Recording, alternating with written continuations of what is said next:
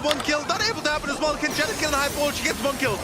Still the ultimate Hexus to high ball comes down, doing everything he can to secure his World Cup qualification.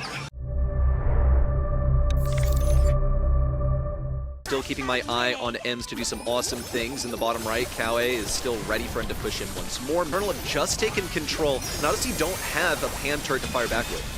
Beautiful bow mines basically destroys all walls. Grasps exactly what they need here. Things sold on the floor here, praying on the top right. Didn't get rid of the wall completely, but that's fine. Full of place in the mid, but that's fine. He steps unfortunately into the mine. Kind of forgot about it. It's not his lane, fair enough. Could go around the left side and fire over a wall, but Jubileu's still gonna shut him down with these explosive arrows. The AoE was too much. Lip is in, wanders directly into a minefield. I guess no one gave him the memo. So this bull's just playing mid now, just ignoring Judo. So Judo needs to recognize that and go aggro. She hasn't at the start, 20 seconds of the game. Now finally she has, but there's the bow mines, which is the only weakness they had in that comp, is that Judo on the left side.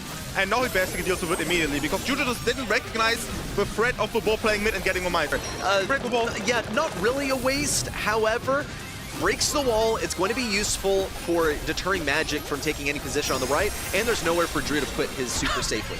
Man, this bull hypercharge will just completely decimate this Judo. That was kind of crazy to see.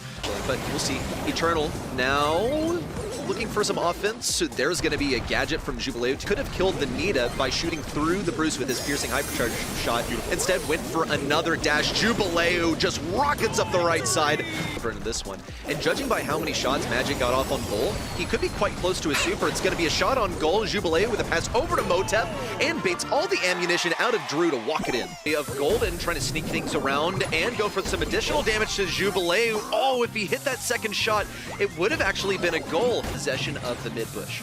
Just seeing the threat of the Pierce, honestly, I do believe that's not quite from Anderson on the bottom left. I see it as well. Chance, if Rabao is ready to punch things in using his hypercharge, doesn't have the super to match, but at least he has the hypercharge to circle around back. And now he might even try and sneak it in. No, decides I want to go for the kill. Gets one, looks for two. It's a breakout they needed, but that M's positioning is really, really bad. Oh, bad play of Get it needs to shoot first, then Get it still gets a kill though, still has some control, he's going for it by himself, the healing is there! And with that he actually scores, and I did not believe he's actually able to make that. Wow, that is crazy. Motep needs one, he can clear out more, not really onto Ice Crow, someone needs to get in this net though and stay away. It's a stun, a pass up to Jubileu. It's been a thorn in their side. I love playing like that. You saw it at the start of game one, they were double stacking left, right side. Stu keeps trying to go for some gems here. He's gonna now try and encircle Golden. It looks pretty solid. Golden now gonna deposit these on the back lines, knows that he's gonna burn down.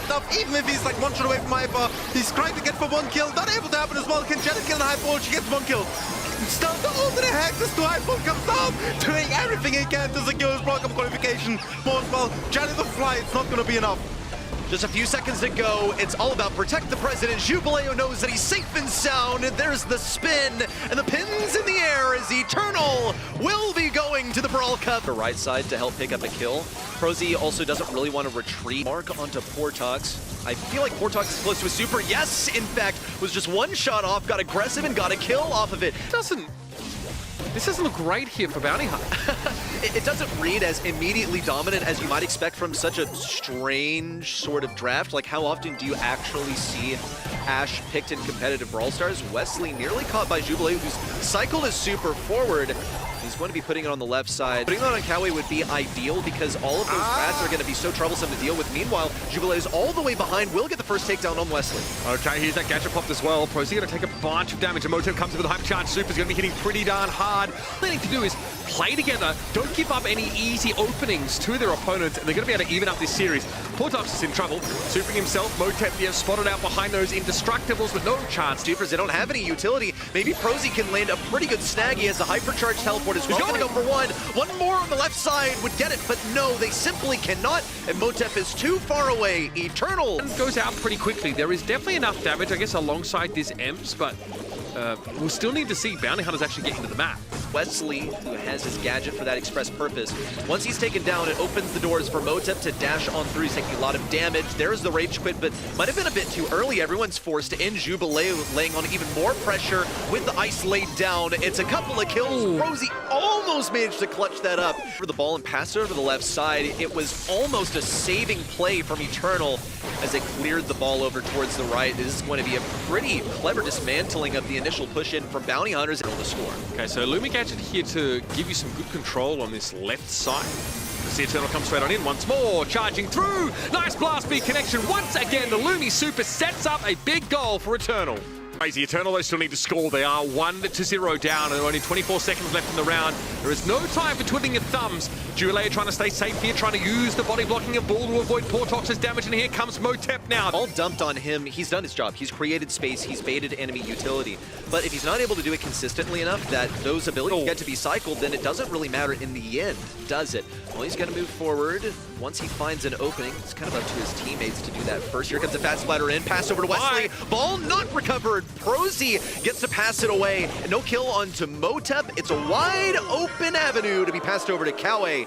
Everyone from Bounty Hunters very interested, very, very busy. Motep tanky as you like. He's actually able to get a trade against the M's, and Portox ain't going anywhere. Great blast beat connection. Full map control for Eternal. As a hyper super, well, they do now, but he wasn't able to cycle it forward. Now passes forward. Wesley can't intercept it. Jubileu walks it in for one final time.